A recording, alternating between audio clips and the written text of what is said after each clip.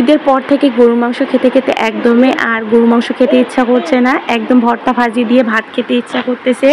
তাই আমি ঝটপট করে একটা জালি কুমড়া আনলাম বাজার থেকে জামাইকে দিয়ে কিনে। তারপর জালি কুমড়াটা ভালো করে দেখেন কুচি কুচি করে কেটে নিয়েছি। এভাবে কিন্তু জালি কুমড়া ভাজি করলে অনেক ভালো লাগে। তো আমি এভাবে জালি কুমড়াটা কেটে ধুয়ে পরিষ্কার করে নিয়েছি। তারপর একটা কড়াই বসিয়ে দিয়েছি আর এর মধ্যে পেঁয়াজ কুচি মরিচ কুচি দিয়ে দিলাম। আবার অনেকেই একদম চিকন চিকন করে জালি কুমড়া ভাজি করে, এটাও ভালো লাগে, তবে আমার কাছে এইভাবে জালি কুমড়া ভাজিটা করলে বেশি ভালো লাগে। তো তারপর এখানে আমি পেঁয়াজ মরিচটা একটু তেল দিয়ে এখন হালকা করে ভেজে নিয়েছি। আর এর মধ্যে ফেলে দিলাম কয়েকটা আস্ত জিরা। এতে করে কিন্তু ভাজিটার একটা সুন্দর স্মেল আসবে আর খেতেও খুব ভালো লাগবে। তো পেঁয়াজ মরিচটা ভাজা হলে তারপরে এখানে আমি দিয়ে দিলাম কেটে ধুয়ে রাখা জালি কুমড়াটা। এখন ভালো করে একটু নেড়ে চেড়ে দেবো পেঁয়াজ মরিচের সাথে জালি কুমড়াটা। তারপর এখানে আমি দিয়ে দিলাম একটু পরিমাণে লবণ, আর তারপরে এখানে দিয়ে দেবো হলুদ গুঁড়া, আর সেই সাথে এখানে সামান্য একটু পরিমাণে মরিচের গুঁড়া। যেহেতু কাঁচামরিচ ব্যবহার করেছি তো সামান্য পরিমাণ গুঁড়া মরিচ দিলেই চলবে। আর এখানে তেমন কোনো মশলার প্রয়োজন নাই।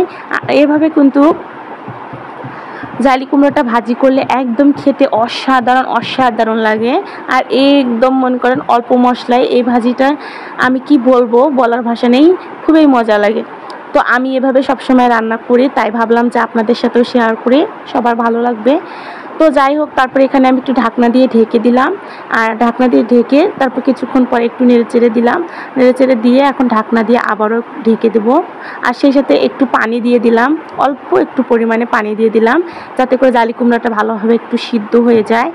আর তারপর ঢাকনা দিয়ে ঢেকে দেওয়ার পর কিছুক্ষণ পরে একটু ঢাকনা তুলে দেখছিলাম যে কেমন হলো। তারপর আবার ঢাকনা দিয়ে ঢেকে দিয়েছিলাম। তো বেশ কিছুক্ষণ পর ঢাকনা তুলে দেখে একদম সুন্দর মতো জালি কুমড়াটা সিদ্ধ হয়ে গেছে আর পানিটাও একদম কমে গেছে। তারপরে এখানে একটু জিরার গুঁড়া উপরে ছিটিয়ে দিলাম সুন্দর করে। আর এখন জিরার গুঁড়াটা দিয়ে আমি বেশ কিছুক্ষণ জালি কুমড়াটা আস্তে আস্তে লো হিটে চুলাটা রেখে ভেজে নিব। আর জালি কুমড়া ভাজাটা যত ভালো হবে যত সময় ধরে ভাজবো আর কি, তত খেতে মজা হবে। তো বেশ কিছুক্ষণ দেখেন ভাজার পরে একদম দেখে জালি কুমড়া ভাজিটা একদম খুবই নরম এবং সুন্দর হয়ে একদম লাল লাল হয়ে ভাজা হয়ে গেছে। এখন আমি জালি কুমড়াটা নামিয়ে নিলাম। তো এভাবে ভাজি করলে কিন্তু খুবই মজা হয়। তো আমার মতো আপনারা যদি চান তো আপনারা এইভাবে ঝটপট করে জালি কুমড়া ভাজি করে খেতে পারেন। আর মাশাআল্লাহ খুবই মজা ছিল জালি কুমড়া ভাজিটি। তারপরে এই যে দেখেন আমি ভাত নিয়ে বসে পড়েছি খাওয়া দাওয়া করার জন্য। আর এই জালি কুমড়া ভাজিটি ভাত মাখার পরে দেখেন একদম ভাত হলুদ হয়ে গেছে। আর এই পর্যন্ত আজকের ভিডিও। সবাই ভালো থাকবেন, সুস্থ থাকবেন, আল্লাহ হাফেজ।